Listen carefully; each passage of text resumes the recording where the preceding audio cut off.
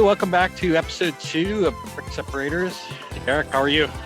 I'm doing great. I just watched your last vlog from this past Friday, and you have a little bit of a cliffhanger.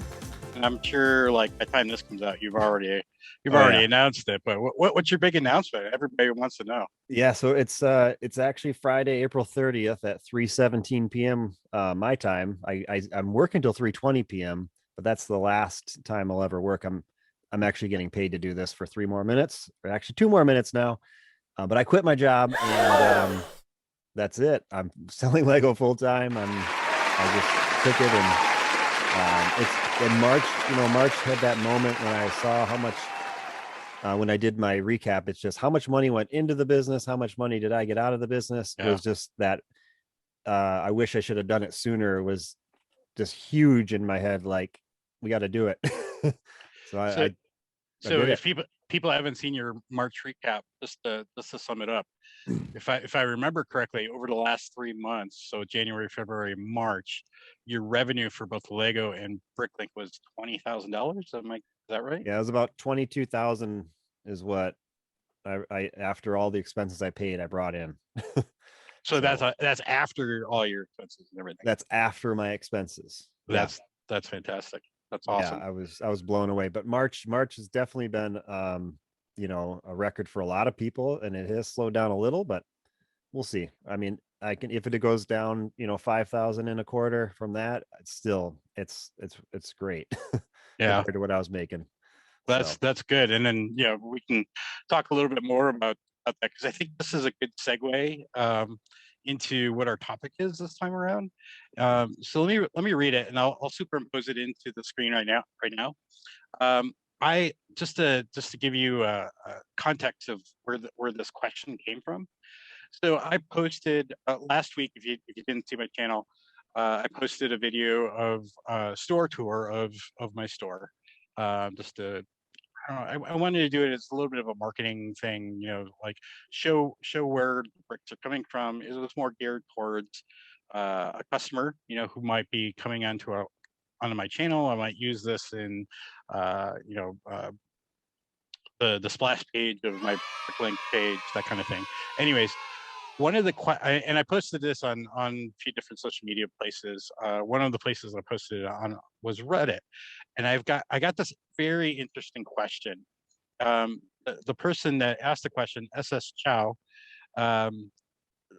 he writes, Ralph, I appreciate that you're open with your financials. He must have been watching some of my monthly recaps as well. Mm-hmm. So don't take this as a slight, but is this really what one can expect to need to invest the time and money into bring in $500 a month gross revenue?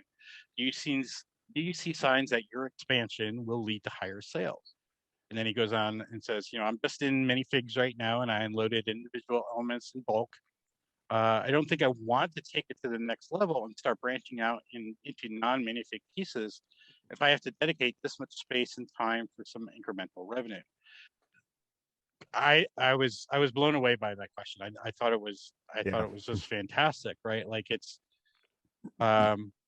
people that are getting into BrickLink stores, like, do they really understand what they're getting into, right? Like, right. When I started, all I had was a quarter of a bedroom, right? And I made that work for three years.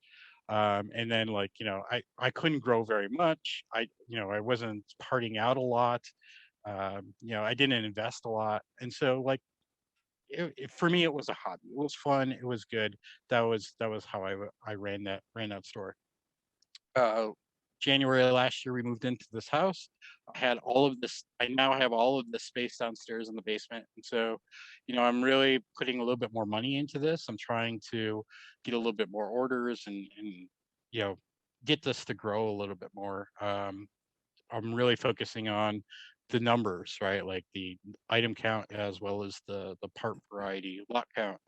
So I wanted to just share this screen here. Let me just pop it up. So this is the numbers he was seeing. So the revenue for me this year has been sort of flat. $800 in revenue in January, and then $562 in February, $523. Somebody looking at this and doesn't understand like where I was coming from, what my goals were, that kind of thing. Um, you know, they, that they're right for asking those things. Yeah, I for just, sure. and I want to show this over here too, because I think this is very important to why these numbers are so low, especially the first part of the year. I wasn't uploading very much, right? Like I was, Right. 5,000 pieces. That's not a lot of parts to upload versus, I'm starting to ramp it up a little bit. But I wanted to show those numbers in context of the question there. Right. So, well, like I said, my goals were I wanted a hobby, and I thought this was something fun to do, and now I'm starting to take it seriously. Derek, talk to me a little bit about what your goals were when you started. I think you said last episode you started as an eBay seller and then you got into BrickLink. Right. I assume your goals were completely different. Um, well, my goal was to buy the reason I got into the BrickLink store, it wasn't to make it this big. It really wasn't. It was just to be able to offload parts so I could get the minifigs put on eBay. Right. Hmm. And then, I start watching YouTube channels and, how other people are doing it. And it just grows to something that you just can't stop growing when if you Yeah, have the funds to grow it. It's just you want to, if you have the space to grow it, it's just something that just kind of takes over. yeah. It's an uploading addiction. But for a goal wise, I don't really know if I even had a goal. um just I guess it's just seeing the other stores and wanting to have that, because I was getting to a point where I was realizing that this could actually work as a job, because I didn't build the wall till December 2018. And when I first realized that I was going to have this as a job, it was August 2019, after I sold at my first like Lego convention in at Bay Beach in Green Bay, Wisconsin there. And it's funny because I'm at this point and I'm going to turn 40 in May. And Well, at welcome that to the club. Oh, thank you. At that point, I was like, I'm going to be doing this by the time I'm 40 full time. That's the Hmm. feeling I had after walking out of there with so many sales, and I made it come true. The goal this year wasn't to do that; it was to finish this year and then do it. But then I was like, I'm going to go back to my original wish plan. Like that was a goal I had at that point. But with BrickLink, there was no goal other than to find really good deals on sets that had minifigs I could sell, Hmm. and sell the parts on BrickLink, because I didn't really think BrickLink was a good avenue, because it literally takes twice as much time of my time, and I make half as much money for the time that I would on eBay. I remember you saying that quite a bit in your blogs early on. It's Like, true. It's very like true. you always thought, like BrickLink was never going to be your moneymaker. Was always like eBay and your minifigures, and BrickLink was just a nice little side hustle. And at what point did you start like accelerating BrickLink and seeing the payoff on that? Um, Well, at every expansion, I guess. Yeah. After the first wall, I thought that would last me for years. I don't know. It just looked so massive to me because I had nothing there before. And then once I had to start planning a second expansion, then at that point, it's like after you do that, after you get past that to the second expansion, then you're instantly going toward where's my next expansion as soon as that one is done. Yeah. And that is where, at that point, when I started thinking that my thinking was all set up that way, I realized that this is not going to stop. Yeah. um, it's just Where something you where's got to your do. next expansion? You just expanded recently, so you don't Um, know. well, well, well, the one I just did, I'm filling it up with eBay stuff on the front side that's facing the Hmm. table. On the back side, I have room for 12 more stack-ons. I originally said is going to be for BrickLink when I need it. So I haven't bought those stack-ons, but I'm thinking at this, just what I'm doing now, putting stuff on eBay, I might use it all for eBay, just that one section, or half and half. So I really don't know where I'm going from there. I don't want to go to the other side of the wall. or my room, my basement here. Yeah, yeah, I have like personal, it's more like just stuff for the kids and stuff. I yeah. don't really want to do that, but I don't know. It's that I honestly don't know where my next one will be.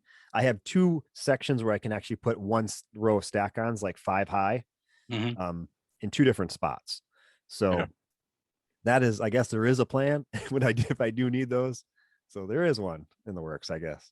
My plan is you can actually see it right here. This is like I sort of segmented this out the way the expansion would be. So I Yeah. would build another wall coming out this way, and then it would go back, go back around the other side, and then where the white wall is there, I'd build another wall there, and then I think I have room for one more wall to come out. So I would have what, one, two, three, four aisles of these drawers.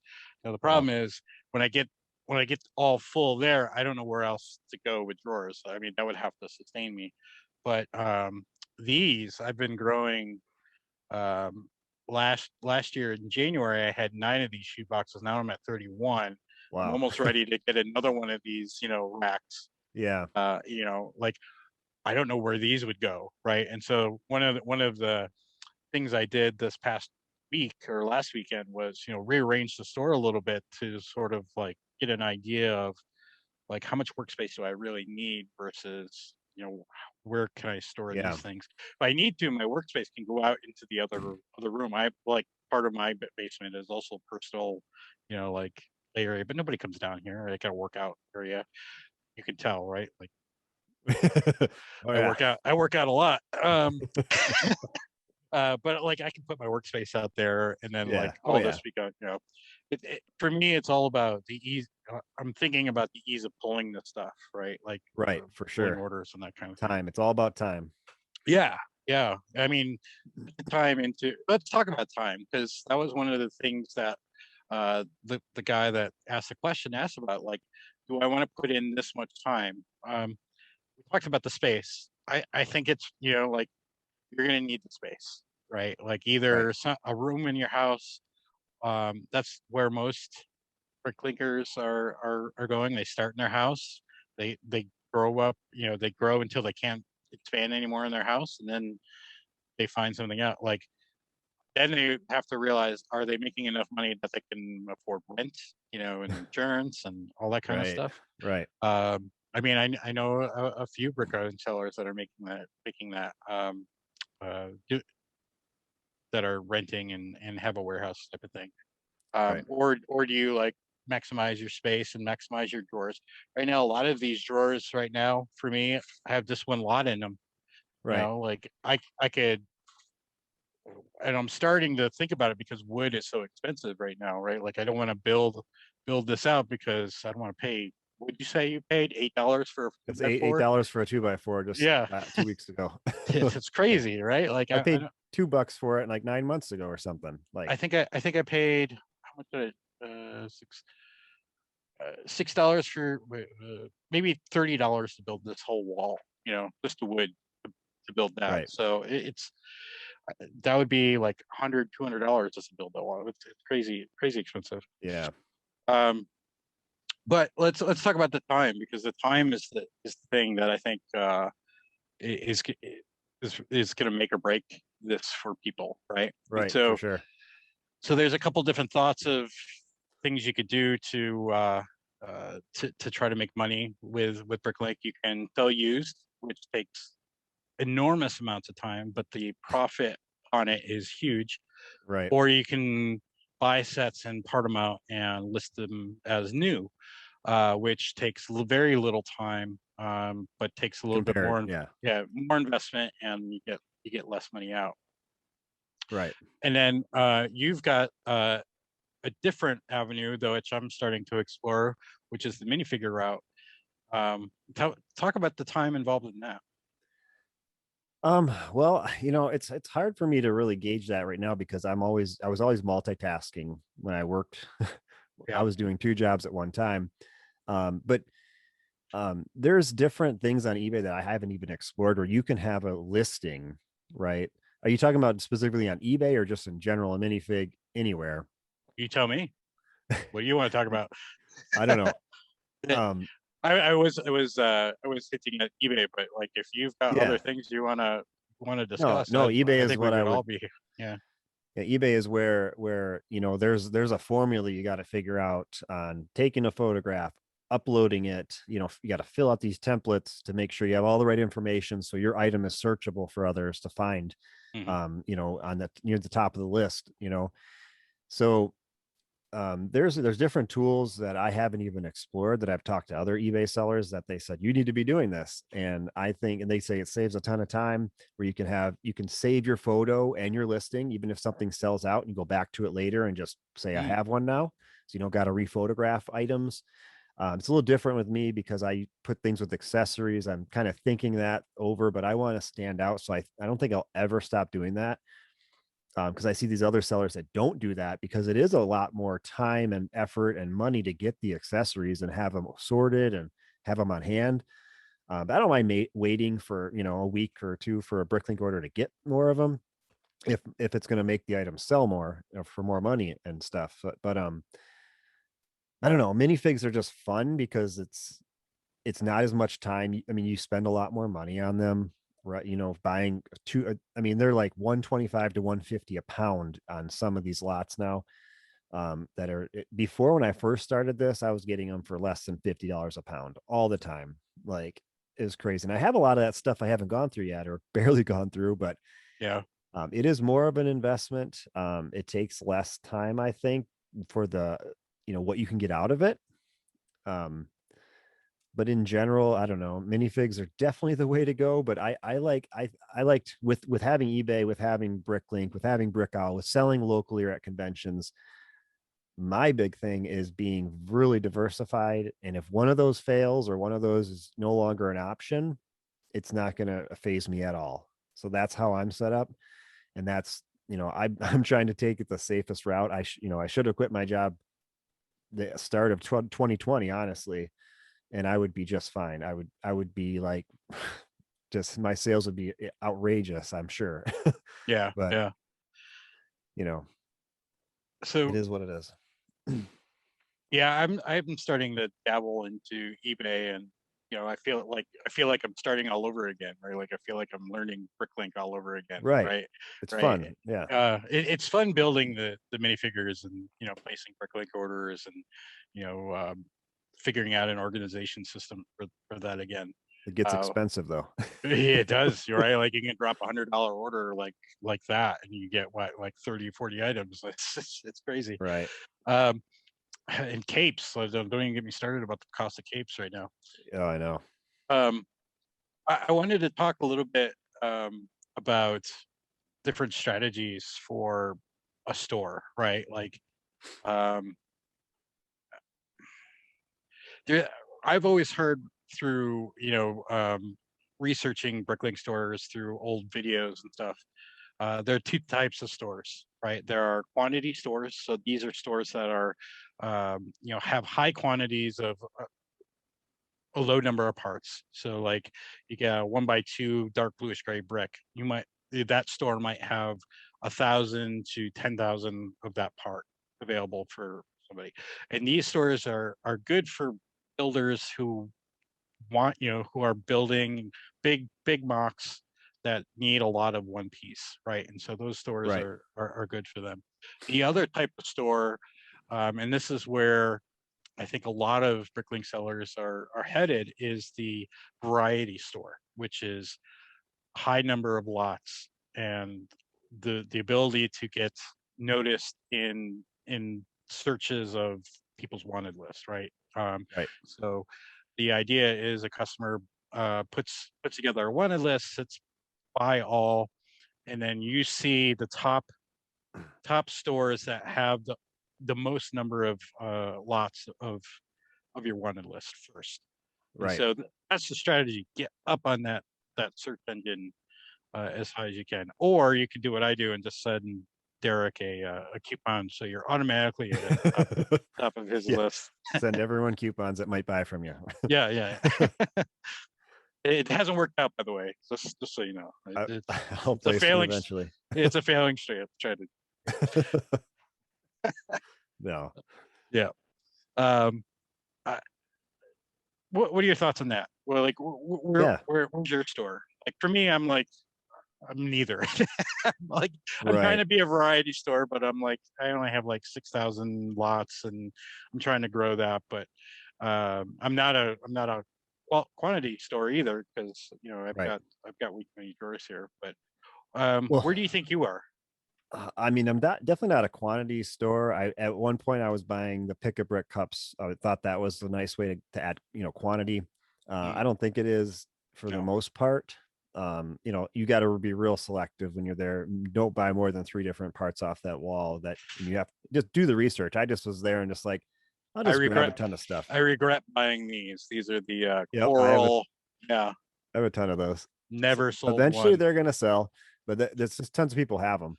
Yeah, Um, but I can see is qu- um quantity stores really can do well because when I was building those minifigure stands, the first thing I would do is put the quantity in of what I needed, and yeah, I would buy at the lowest price one. And I would buy from like five different stores to get the five different parts at the best value. It didn't always work out that way. Some stores had more than a couple parts I needed, so I think that is a very good model if you're going to deal in high volumes, high dollar amount sales. hmm So and it doesn't take as much time, I don't think, in the end. But I like the way having a huge amount of lots because my store has a ton of minifigure parts and accessories, and I feel that they come for that, and then they throw in everything else that they need. I do get a lot of just bricks and stuff, but for the most part, I'd rather do the mini focus on that mostly, yeah. if it's better for my time. I just feel like it's not as maybe fun to just buy 20,000 of the same brick and spend like thousands of dollars on it. And yeah, you're going to keep selling it for 6 months in good quantities, but what is your markup on it really? It's not too much. You really have to do a high quantity of sales to get the best return on it. In my opinion, I'd rather just buy clearance sets or low price sets or sets I like to part out. Just it's what you like to do, really. But Yeah. either way is good. You're going to have success in either avenue, I believe. Yeah, the sets that you're mentioning, buying the sets that you like. I was always just buying the Star Wars sets, right? Because I knew Well, that. I like that. I like the minifigures. But I had a over and this isn't a bad thing either because it sells, but my store was heavy on light bluish gray, dark bluish gray because all the Star yeah, Wars sets are those colors. they're But lower cost, but they yeah, sell. yeah. And so now I've like tried to the Star Wars sets that are like the Star Wars tax, I call it, the upcharge of Yeah, the Star Wars license on top of the set is has grown, I don't know, this past year. And so like sets are a little bit out of reach in terms of good part out value. So I've right. diversified into other themes, and I think it's helped with my variety of colors and different types of parts and all that. Um, let's talk a little bit about how you become one or either of these types of stores. In terms of a quantity store, I think the best way to do that is to just buy high numbers of sets and part them Yeah, all out at once, right? Like for sure. the minimum number of sets you should buy is probably 20, right? And the Right. more Yeah. more you get it, the better. How you do that, that's not for us to discuss at the show.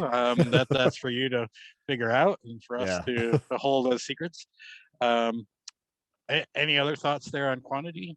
How to get Um, high you know, quantity? like I said, the pick a brick cups, obviously you can get a ton of quantity. You can fill up 10 cups of the same part if you wanted to. Like, I kind of regret not getting more 2x2 light bluish gray plates, even though I Oh think I yeah, got 2 cups full of that. And now it did take me 2 years to finally sell them out, but I was always adding to that amount because every time I part out a set or every other time that had that part in it.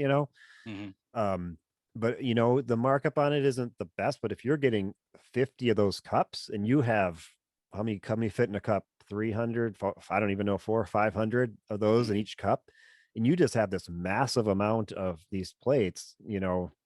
Um, I don't know, you can sell it for less because in the end, it's not much work for you. All you do is count them. I always say that about getting quantity or part out values, it's not so much about the part out value itself, how the multiplier, it's how much time does it take you. And that definitely should factor into Yeah. determining part out values. So I the pick a brick cup for me is like, um I did a video on it once at the return on yep, investment, and like it was low, right? Like, and I really think low. I think there's a couple of different problems to that. One, I was probably not as selective as I should have been. Right. But even like the 1x2 dark bluish gray plates, I grabbed a bunch. I grabbed all of them that I could. Like, they haven't sold as well as I thought they would, right? And then like those coral quarter round pieces, they haven't sold at all. So that was just a waste of space in the cup, in my opinion. But the other thought that you should consider too is like, these are easily accessible parts for you. They're also easily accessible parts to everybody else, Yep, right? for Because sort the way I understand how Lego stores work with pick a brick walls is they all have access to the same parts, and they all sort of buy those same parts. So if you see a new part on the wall, there's a good chance that same part just showed up all over the right. world, in those things. So you got to keep that in mind. Is that like, Oh yeah. hey, there's a new part that showed up on the wall? Is that going to make my part that I already own in my inventory go Right. down? You have to consider that as well. The other one other thing that I was thinking of for getting a high quantity of parts, and this is what some brick sellers do as well, is buy from other stores, Right. Oh put yeah. into your store. Um, when I was on building up to a podcast, we were talking about Kentuckiana bricks, and eh, bricks on a dollar was telling me that most of their inventory just comes from other BrickLink sellers, and Right. they just buy from them and put it in their store and upcharge it, and then sell it out. And that's a strategy for a lot of stores. So if you're getting a lot of Right. orders from other stores, you might want to consider upping your prices, because they're Right. Right. you Yeah. know Don't always have your prices too low. I realized that at the beginning after I saw stores were buying from me a lot. Because when I first started, um, parting out a lot of sets, I was having my parts were about 20% less than the sales average. Right now they're mhm, between 5 and 10% roughly, or some are more, some are even. Um, so it is a strategy that a lot of new stores may, if you want to get sales. I mean, you don't want to have these parts here with, you know 400 other stores have the same price for these common parts, and who's going to come to your store to get them? You want to sell them, you do have to have lower prices if mhm, you're a small store. That is just the yeah. facts. um but what was I going to say about it? Oh, I was on a BrickLink group. I don't know, I don't really interact too much on there, but somebody put a comment saying, how do you guys get sales? What should I price stuff at? It was, a new seller, and somebody, this is worldwide people. So somebody in America, after a bunch of comments, said, well, it's a pretty unpopular opinion around here, but I usually try to get the lowest for the quantity, the lowest price for the quantity I have. Right. And I commented back, I'm like, unpopular opinion. I'm like, whose opinion are you taking? I'm pretty sure your customers don't think it's an unpopular opinion that you have low prices. Yeah, I The think it's reality is, just realize that your customers are all that really matter on your pricing. But you don't yeah, want other BrickLink sellers buying from you, right? To take all yeah, your stuff. yeah, because then you're just doing the work for them. Right. Yeah. Um, cool. Let's talk about variety store and how to become a higher variety store. My opinion, and tell me what your thoughts are on this, Derek. I don't think you can become a variety store with just new sets.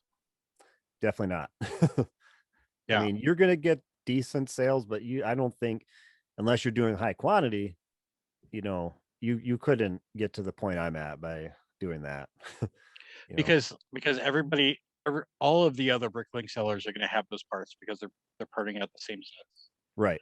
right? And so I look at some new stores, some younger stores, and I look at like their minifigures just to see what kind of sets they're parting out, or I look at Right. the parts. There you go. Those stores are very boring to me because they're all sort of common. Right now, they're all common parts, right? They're all common Sure.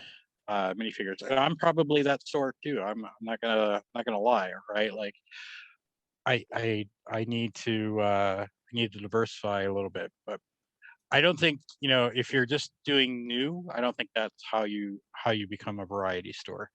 I think you need to include some used or minifigures into your inventory, and how you acquire those things, right? Right. Is going to be key.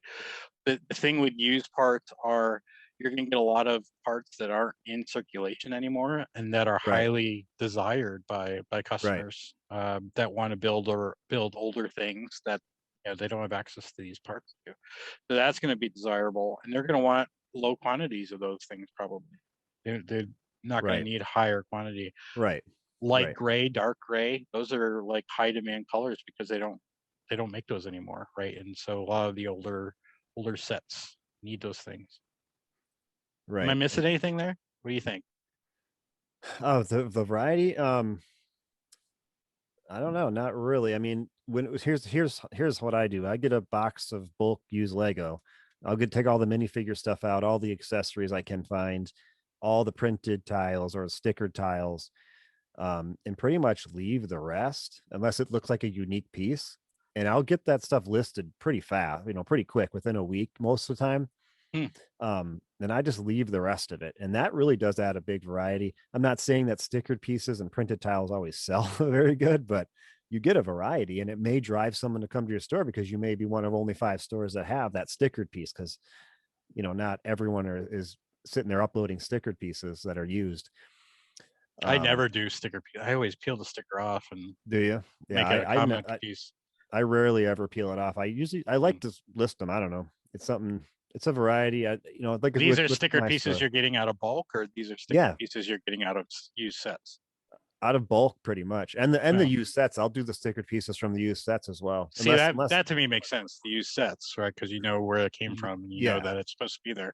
But a bulk one, it's like, did they just throw this on any piece, or and then it's usually Right. like half hanging off the piece kind of thing. So yeah, Yeah, if it takes you more than 30 seconds if I can't find it, I just toss it in my bulk bin file to sell.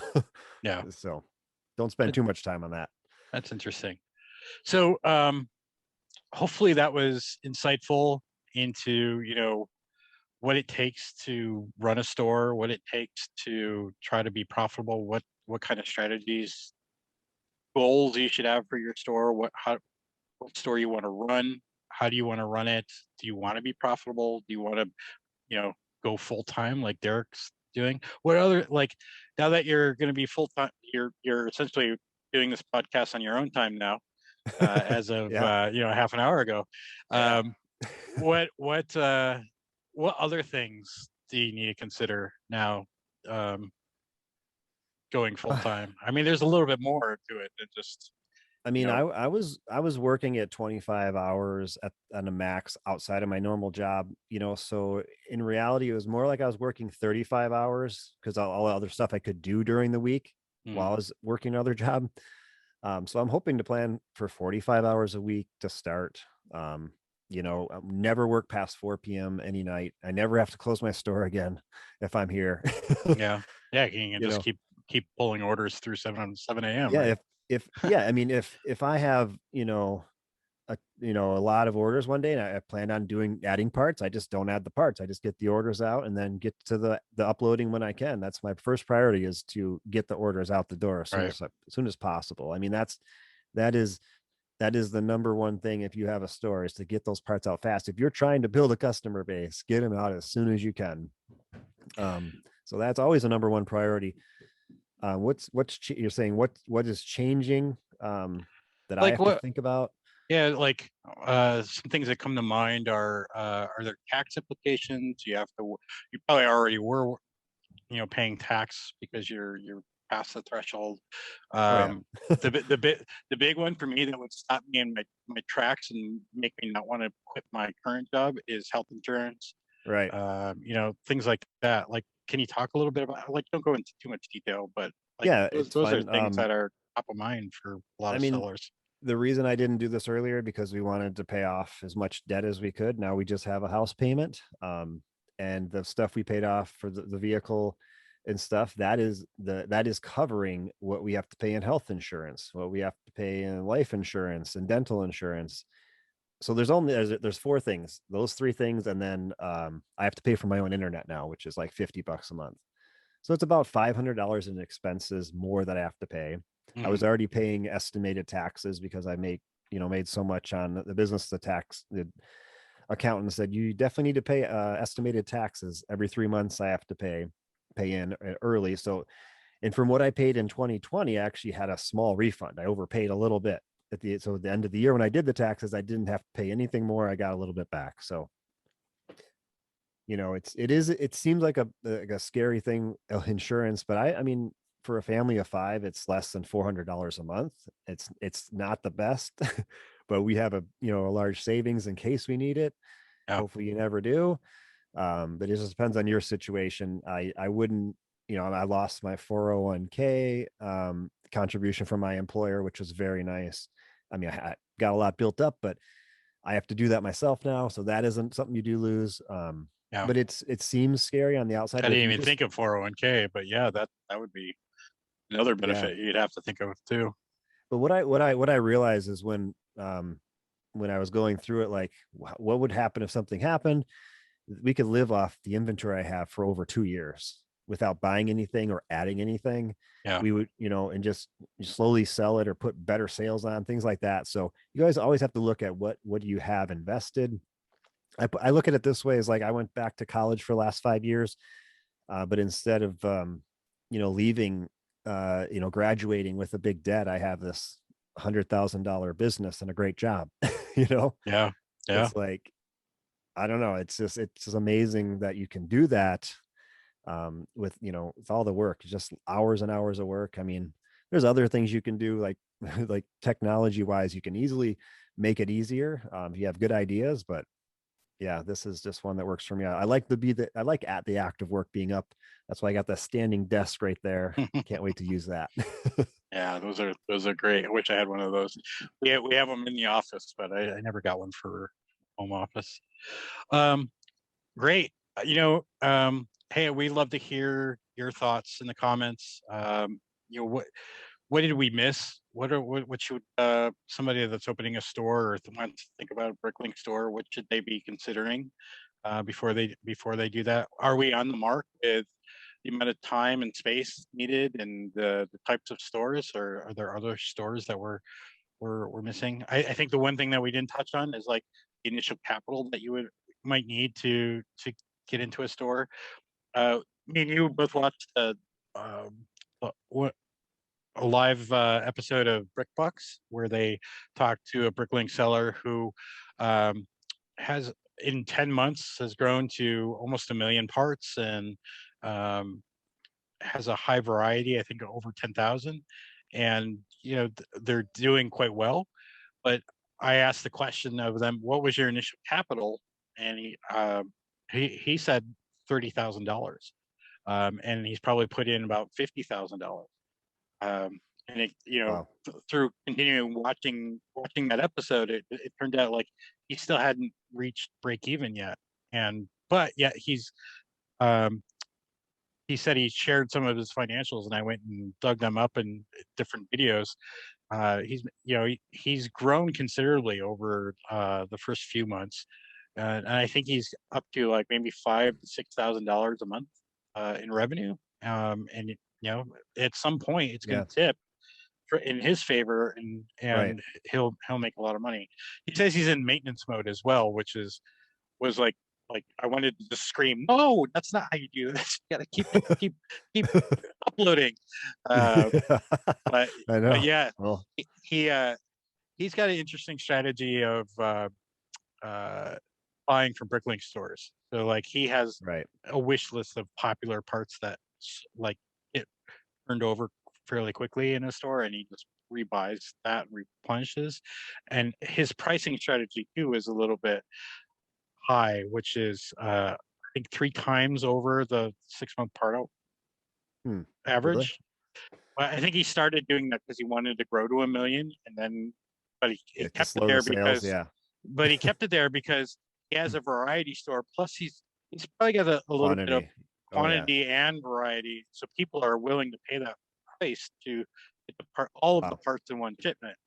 And he also has a $20 minimum order, which is like, I put any kind of minimum order on my store's dead. So it must work, right? Like, It just can work. I mean, yeah, you got to be smart, do the research. You can figure it out. I mean, it's kind of like drop shipping, but it's a different type of it, but you know what's going to sell. You see it selling. There's stats of it selling.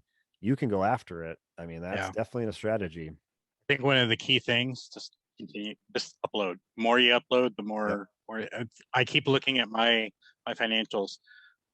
Whatever I upload for a month, I sell about half of the parts, right? So Right. like Next month. I Yeah. think I just showed like 12,000 parts I uploaded this month. I think I sold about 6,000. Like for Yeah, me, that formula always seems to work every month. So definitely. Yeah, so the more you upload, the more you're going to sell.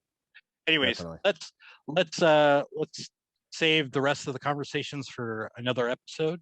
Derek, thank you for joining. Thank you. Congratulations on Thank you. your new endeavor into full-time BrickLink selling. Can't wait to talk more about it in the upcoming Brick Separator shows. We were going to talk about order packing this episode, but we both agreed that like this question, this was going to be a great discussion, so we audible to that. So we might do that next episode, but we'd love to hear your suggestions. What should we talk about in upcoming episodes? So with that, Eric, thank you. You're welcome. Thank you. Catch you next time. See ya.